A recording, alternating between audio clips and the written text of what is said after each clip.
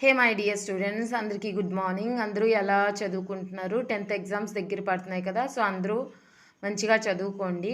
Next మనం last వీడియోలో already పర్యాయవాచి శబ్ద కోసం డిస్కస్ చేసాం కదా. నెక్స్ట్ వీడియోలో మనం ఇప్పుడు విలోమ శబ్ద కోసం డిస్కస్ చేయబోతున్నాం. మీరు లాస్ట్ వీడియో చూడలేనట్టయితే కనుక ఒక్కసారి చెక్అవుట్ చేయండి. లింక్ ఈ వీడియో ఒక డిస్క్రిప్షన్లో నేను వేస్తాను, ఒక్కసారి చూడండి.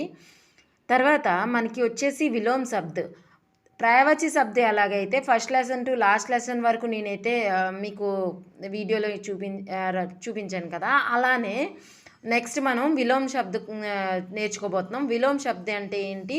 విలోమ శబ్ద అంటే ఆపోజిట్ అనమాట. పర్యాయవాచి శబ్ద అంటే ఏంటి? సేమ్ మీనింగ్ ఒక డిఫరెంట్ వర్డ్. ఇక్కడ ఏంటి? విలోమ శబ్ద అంటే ఆపోజిట్స్. సో విలోమ శబ్ద అంటే ఆపోజిట్ అని తెలుసు కదా. ఇక్కడ మనం ఫస్ట్ వర్డ్ చూద్దాం. ఇవి కూడా ఫస్ట్ లెసన్ నుంచి లాస్ట్ లెసన్ వరకు మన హిందీ బుక్లో ఎన్ని విలోమ శబ్దాలు ఉన్నాయో అన్నీ కూడా మీకోసం నేను తీసుకొని వచ్చాను. సో టెన్షన్ లేదు, ఈ మాత్రం చదివితే ఖచ్చితంగా వస్తుంది మీకు. మార్క్స్ గెయినింగ్ అయితే ఖచ్చితంగా ఈ పార్ట్లోనే ఉంటుంది. ఎప్పుడు కూడా ఒకటి చెప్తాను చూడండి, ఎప్పుడు కూడా మనం క్వశ్చన్ ఆన్సర్స్ రాసి కానీ లేదా ఇతరుల ద్వారాగా అయితే మార్క్స్ గెయిన్ చేయలేం. వై? బికాస్ మనకి ఖచ్చితంగా మన బ్యాక్గ్రౌండ్ హిందీ కాదు కాబట్టి స్పెల్లింగ్ మిస్టేక్స్ ఖచ్చితంగా వస్తాయి. ఆ స్పెల్లింగ్ మిస్టేక్లో ఖచ్చితంగా మార్క్స్ పోతాయి. బట్ గ్రామర్ పార్ట్ ఏదైతే ఉందో ఖచ్చితంగా అందులో అయితే మనకి స్పెల్లింగ్ మిస్టేక్స్ పెద్దగా రావు. పైగా ఏంటంటే ఒక్కొక్క వర్డ్ కాబట్టి మనం ఈజీగా అవి నేర్చుకొని మార్క్స్ గెయిన్ చేయొచ్చు. లీస్ట్ తక్కువలో తక్కువ 30-40 మార్క్స్ అయితే గ్రామర్ పార్ట్ ఉంటుంది, మిగతా 60 మార్క్స్ అయితే అదర్ పార్ట్ ఉంటుంది. గ్రామర్ అనేది మోస్ట్ ఇంపార్టెంట్ అనమాట. సో అది మీరు ఒకవేళ చూసినట్టయితే కనుక అది టఫ్గా అనిపిస్తుంది కానీ చాలా ఈజీ అనమాట. సో అది ఒకసారి మీరు చూసినట్టయితే కనుక మీకు ఖచ్చితంగా తక్కువలో తక్కువ 30 మార్క్స్ అయితే ఎక్కడికి పోవు. ఇంకా మిగతా ఆటల్లో మీరు గెయిన్ చేసినట్టయితే కనుక మీరు కూడా ఇందులో మినిమం 50% కంటే అబవ్ మార్క్స్ అయితే ఖచ్చితంగా తెచ్చుకోగలరు. సో ఒకసారి చూసేద్దాము. విలోమ శబ్ద అంటే ఏంటి? ఆపోజిట్స్ అనమాట. ఆపోజిట్స్ ఫస్ట్ వన్ ఏంటి? అపరాధి. అపరాధి అంటే నేరం చేసేవాడు, నేరస్తుడు. నిరపరాధి అంటే నేరం చేయలేనివాడు. ప్రసన్న అంటే ఏంటి? సంతోషంగా ఉండేవాడు. అప్రసన్న సంతోషంగా లేనివాడు. నెక్స్ట్ వచ్చేసి నిరాశ. ఆశ అని పదం తెలుసా? తెలుగులో అంటారు ఆశపడుతున్నావా అని. సో దాని యొక్క ఆపోజిట్ ఏంటి? నిరాశ. నెక్స్ట్ వచ్చేసి త్యాగ్ అంటే త్యాగించడం. దాని యొక్క ఆపోజిట్ ఏంటి? మోహం. నెక్స్ట్ వచ్చేసి ప్యార్ అంటే ఏంటి? ప్రేమ. దాని యొక్క తెలుగులో ద్వేషం అని కూడా అంటాం. సో ఇలాగ ద్వేషం అని రాసినా కూడా అవుతుంది. అలాగే నఫరత్. నెక్స్ట్ వచ్చేసి పాప్ అంటే పాపం. అలానే పుణ్య. నెక్స్ట్ వచ్చేసి సుఖ్ అంటే సుఖం. అలాగే దుఃఖ అంటే దుఃఖం. భాగ్య. మన భాగ్యంలో ఏముంది అంటే భాగ్య, తలరాత అని అంటాం కదా, అది భాగ్య. అలాగే దుర్భాగ్య, మంచి భాగ్యం ఉన్నోడు లేదా దుర్భాగ్య. మళ్ళీ సజీవ్ అంటే ఎవరికైతే ప్రాణాలు ఉన్నాయో, ఎవరైతే సజీవంగా ఉన్నారో వాళ్ళని సజీవ్ అంటాం. సో నెక్స్ట్ వచ్చేసి నిర్జీవ్ అంటే ఎవరికైతే ప్రాణాలు లేవో వాళ్ళని నిర్జీవ్ అంటాం. పరదేశీ, పరాయ దేశంలో ఉండేవాడిని పరదేశీ అంటారు. తో మన దేశంలో ఉండేవాడిని ఏమంటారు? స్వదేశీ. శాస్త్రీయ అంటే మన శాస్త్రం అని అంటాం కదా, ఆ పదం యొక్క విశేషణే శాస్త్రీయ. సో దాని యొక్క ఆపోజిట్ ఏంటవుతుంది? అశాస్త్రీయ.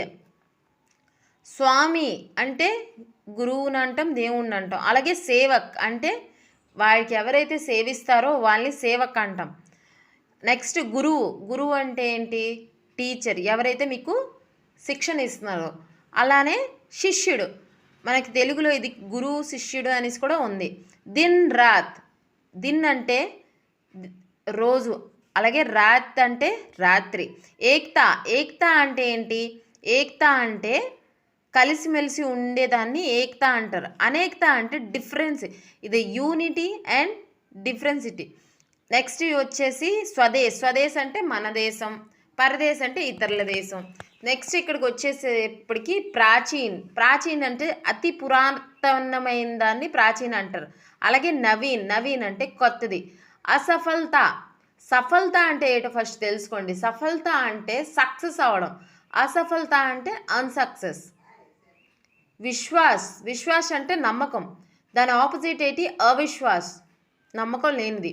విజయ్ అంటే విజయంగా ఉండడం, దాని ఆపోజిట్ ఏంటి? పరాజయం. ప్రసిద్ధ్ అంటే ఫేమస్, దాని ఆపోజిట్ ఏంటి? అప్రసిద్ధ్. దుర్లభ్ అంటే ఏదైతే సులభంగా దొరుకుతుంది, ఈజీగా దొరుకుతుంది, దాన్ని సులభ్ అంటారు. ఏదైతే కష్టంగా దొరుకుతుంది దాన్ని దుర్లభ్ అంటారు. ఏదైతే సంభవిస్తుంది, ఈ పని అంటే వర్క్ చేయడానికి ఓకే అని అంటాం కదా. అసంభవం అంటే ఇది చేయలేని పని, ఓకే, అది అనమాట సంభవం అంటే. జ్ఞాన్ అంటే జ్ఞానం, దాని యొక్క ఆపోజిట్ ఏంటి? అజ్ఞాన్. బడియా అంటే మంచిగా ఉండేదాన్ని బడియా అంటారు. దాని ఒక ఆపోజిట్ ఏంటి? ఘటియా అంటే ఏదైతే చెత్తగా ఉంటుందో దాన్ని ఘటియా అంటారు. నెక్స్ట్ వచ్చేసి సాకార్ నిరాకారు సాకార్ అంటే ఇవి రూపం. ప్రతిసారి మనం దేవుణ్ణి చూసామంటే దేవుడు రూపం లేనివాడు అనేసి అంటాం కదా. సో దాన్ని నిరాకార అంటారు. సాకార అంటే రూపంతో ఉన్న దాన్ని సాకార అంటారు.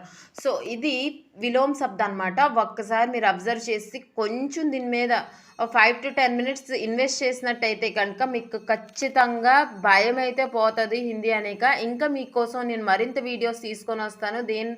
దేనివల్ల అయితే మీరు హిందీలో ఉన్న భయాన్ని కోల్పోయి సబ్జెక్ట్ని ఫుల్ ఫెజర్గా అటెంప్ట్ చేసి మంచి మార్కులు గెయిన్ చేయాలని నేను కోరుకుంటున్నాను. సో దానికోసం నేను మరింత వీడియో తీసుకుని వస్తాను. నెక్స్ట్ వీడియోలో కలిసేంతవరకు అంటిల్ దెన్ బాయ్. మంచిగా చదువుకోండి స్టూడెంట్స్, ఉంటాను.